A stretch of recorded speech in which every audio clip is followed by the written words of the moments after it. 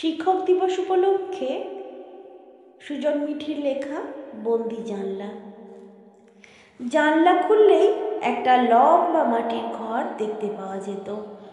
উঠোনে পড়ে থাকা কাগজ, ভাঙা পেন্সিল, চিবানো রবার, তেলে কঞ্চির ভাঙা টুকরো আর একটা বড় সুপারি গাছ।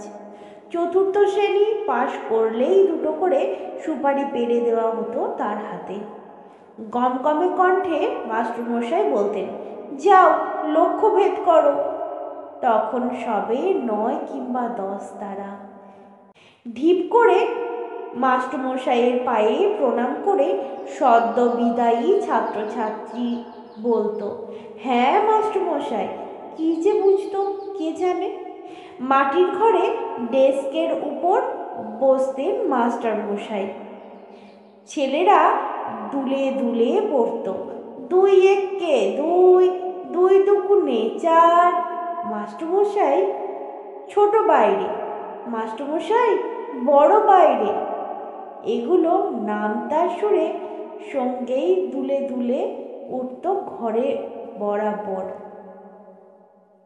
চাল থেকে খড় টেনে টেনে পায়রা ঠোঁটে করে নিয়ে উড়ে যেত বাসা বাঁধতে।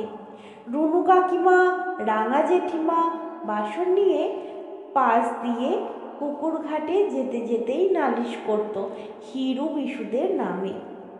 লালু ভুলুরা মাস্টারমশাই আসার আগে মাস্টারমশাই সাজার অভিনয় করত। ঘামে গরমে পড়ে গিয়ে পা কেটে যাওয়া, হাত ছিঁড়ে যাওয়া, তার উপর লাল ওষুধ ঘষা, সপাং সপাং বেতের বাড়ি। মাস্টারমশাইয়ের গম্ভীর গলায় চিৎকার। পরক্ষণে বেতের দাগে হাত বুলিয়ে আদর দেওয়া। একটা অন্য পৃথিবী দেখতে পাওয়া যেত। পালা করে উঠোন ঝাঁট দিয়ে সব ময়লা বের করতে করতে সে পৃথিবী বলতো, স্কুল শেষে চুপি চুপি কয়েক পারতে যাব কেমন। মাস্টারমশাই বলতেন, জানিস আজ রাধা কৃষ্ণনের জন্মদিন। বলতো, আজ কি হয়? লালু হাত তুলে বলতো, আজ আমি 3 পড়াবো। আর ভুলু 2 কিন্তু মাস্টারমশাই। স্বাধীনতা দিবসের বিস্কুট আর বন্দে মাতরম। সরস্বতী পুজোর জয় জয় দেবীর সুরম করত সেই মাটির ঘরের জগতে।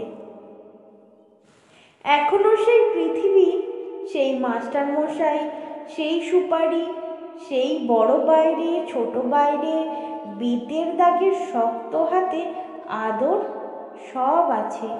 কিন্তু বালিশে চোখ বন্ধ করে চুপ কিতকিত ঘরে তাদের খুঁজে আনতে হয়, কারণ জানলাটা আর খোলে না।